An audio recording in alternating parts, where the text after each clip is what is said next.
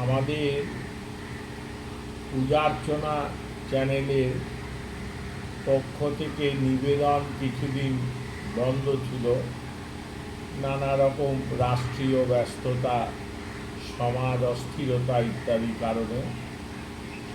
আবার আজ থেকে ছোট ছোট করে আপনাদের সামনে বিভিন্ন বিষয়কে নিবেদন করছি।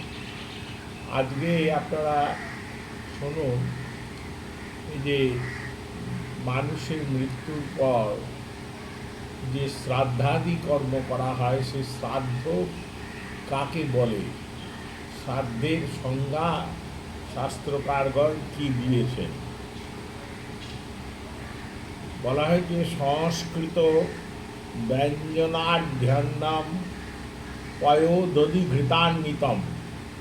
মন দিয়ে শুনবেন, সংস্কৃত ব্যঞ্জনাঢ্যান্নাম পয়োদধিঘৃতান্বিতম শ্রদ্ধয়া দীয়তে যস্মাৎ শ্রাদ্ধ্যম তেন নিবর্ততে। সংস্কৃত ব্যঞ্জনাঢ্যান্নম পয়োদধিঘৃতান্বিতম শ্রদ্ধয়া দীয়তে যস্মাৎ শ্রাদ্ধম তেন নিবর্ততে। শ্রদ্ধা সহকারে বিশুদ্ধ পরিষ্কৃত পিতৃগণের উদ্দেশ্যে এই যে অন্ন প্রদান, ঘৃত প্রদান, দধি প্রদান, দুধ প্রদান, এইগুলোকে একত্রিতভাবে শ্রাদ্ধ বলা হয়। আমরা ছোট ছোট করে 5টা ভিডিওর মাধ্যমে এটাকে পরিষ্কার করে আপনাদের সামনে তুলে ধরব।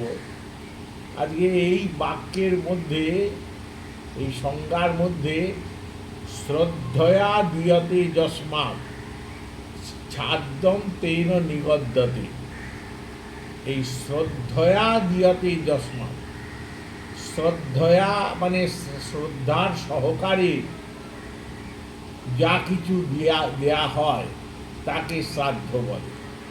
কারণ আমরা প্রায়শই সাধারণ মানুষ যারা, বিশেষ করে যারা আমরা সুযোগ সন্ধানী, সুবিধাবাদী, যারা শাস্ত্র ধর্ম, সনাতন যে ধর্ম, তাকে নিজের মতো করে বানিয়ে নিজের আত্মলিপ্ততা এবং স্বার্থ সমন্বিত করে ব্যাখ্যা করি। তারা বলেন শ্রদ্ধয়া মানে, শ্রদ্ধা মানে রেসপেক্ট বা অত্যন্ত, মানে সেই যিনি গত হয়েছে তার প্রতি অত্যন্ত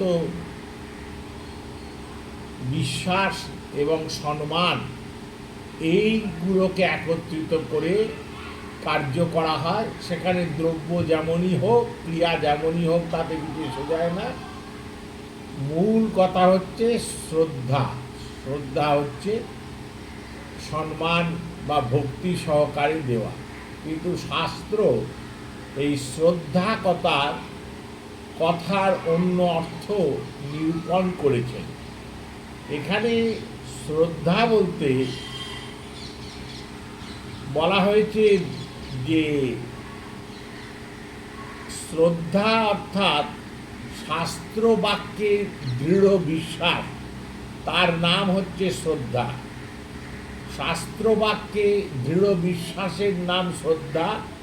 আর শ্রদ্ধা সহকারে কার্য না করিলে তাহার ফল হয় না। এই শ্রদ্ধয়া দীয়তে যস্মাৎ, শ্রদ্ধয়া দীয়তে যস্মাৎ মানে যে শ্রদ্ধার কথা বলা হয়েছে, এই শ্রদ্ধা কথার অর্থ হচ্ছে বেদ শাস্ত্র প্রমাণানি প্রত্যক্ষানুমানগমা প্রমাণানি। প্রত্যক্ষ, অনুমান, শব্দ এবং আপ্ত অর্থাৎ ঋষি বাক্য, এই শাস্ত্রকার ঋষি বাক্যরা, ঋষিগণ যা বলে গেছেন তার উপর সম্পূর্ণভাবে বিশ্বাস রেখে অনুসরণ করে ক্রিয়া করার নাম, এবং সেই প্রেত বা পিতৃ যে কোনো কিছু হোক তাদের উদ্দেশ্যে নিবেদন করার নাম হচ্ছে শ্রদ্ধা। এবং এই শ্রদ্ধার সঙ্গেই করা হয় তাই শ্রাদ্ধ। এখানে শ্রদ্ধা মানে কিন্তু নিছক সাধারণ সম্মান বা সাধারণ ভক্তি, একে শ্রদ্ধা বলা হয় না। শাস্ত্র প্রতি বিশ্বাস এবং শাস্ত্র বাক্যের দৃঢ়তা, এই নাম হচ্ছে শ্রদ্ধা। ন্যায় শাস্ত্র অনুসারে প্রত্যক্ষ, অনুমান, শব্দ, এগুলো হচ্ছে ন্যায়ের তিনটে ভিত্তি ন্যায় শাস্ত্রে। আর একটা হচ্ছে আপ্ত বাক্য। আপ্ত বাক্য মানে ঋষির দ্বারা উক্ত আর্ষ, যেগুলো সেই আর্ষ বাক্যকে আপ্তও বলা হয়। এই আপ্ত বাক্য এই চারটে বিষয়ের ওপর সম্পূর্ণভাবে অবলম্বন করে, সম্মান রেখে, বিশ্বাস রেখে, এবং যেমন যেমন ঋষিগণ বলে গেছেন শাস্ত্রকাররা, তাকে পুঙ্খানুপুঙ্খ অনুসরণ করে যদি কার্য করা হয়, যদি অন্ন প্রদান করা হয়, বিভিন্ন খাদ্যদ্রব্য এবং তার প্রিয় দ্রব্যাদি উৎসর্গ করা হয়, যেমন বলা হয়েছে এক জায়গায় যে শ্রাদ্ধ অথ শ্রাদ্ধ অমাবস্যায়াং পিতৃভ্য দদ্যাৎ। পিতৃভ্য দদ্যাৎ অর্থাৎ অন্নদান শ্রদ্ধা সহকারে করার নামই হচ্ছে শ্রাদ্ধ। এই অন্নদানটা শ্রদ্ধা সহকারে যে করতে হবে, সেই শ্রদ্ধাটা হচ্ছে প্রত্যক্ষ, অনুমান, শব্দ, বেদশাস্ত্র এবং ঋষি বাক্য, এইগুলোর ওপর সম্পূর্ণভাবে বিশ্বাস রেখে এবং এইগুলোকে অনুসরণ করে এর বাইরে গেলে প্রমাদ, ভ্রান্তি, বিপ্রলিপ্সা, কর্ণপাত, এগুলো আমরা আগামীকালের ভিডিওতে ব্যাখ্যা করে বলবো। এই দোষগুলো চলে আসে। যেমন যেমন বলেছেন শাস্ত্রকাররা, সেই রকমভাবেই করার নাম হচ্ছে শ্রাদ্ধ। যেমন একটা বিষয় বলা হয়েছে যে বিত্ত স্বার্থম পরিত্যাজ্য সর্বকর্মণি সাধয়ে বিত্ত স্বার্থম নিহন্তাসু পুত্রমায়ুর যশোধনম।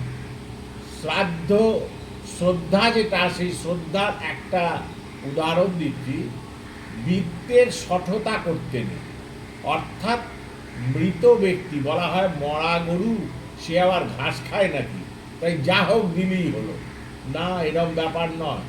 আপনার যেমন শক্তি, আপনার যতটা সম্পদ আছে, তার সঙ্গে যেন শঠতা করবেন না, সেই অনুসারেই পিতৃগণের উদ্দেশ্যে দ্রব্য নিবেদন করবেন, সেই মানের দ্রব্য নিবেদন করবেন। যদি সেখানে আপনি কোনো রকম গণ্ডগোল করেছেন, তাহলেই ওই শ্রদ্ধার লঙ্ঘন হয়ে যাবে।